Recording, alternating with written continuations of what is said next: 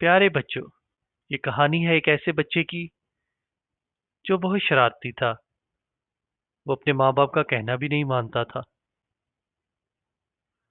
اس کے گھر کے پاس ہی ایک پارک تھا جہاں وہ اکیلا ہی جھولے لینے چلا جاتا تھا۔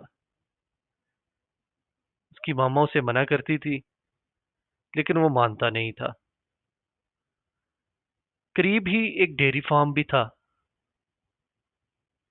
جہاں وہ جانور دیکھنے بھی چلا جاتا تھا اکیلا۔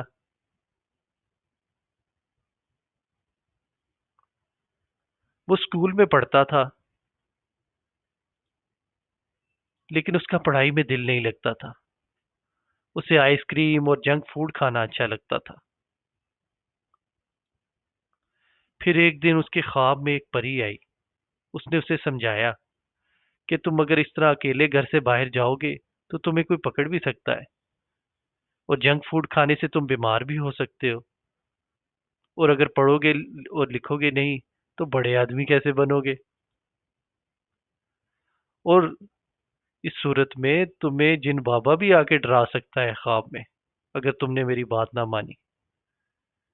اس کی سمجھ میں بات آ گئی اور اس نے تمام غلط کاموں سے توبہ کر لی۔ تو آپ سب بھی اب اس کی طرح اچھے بچے بن جائیں۔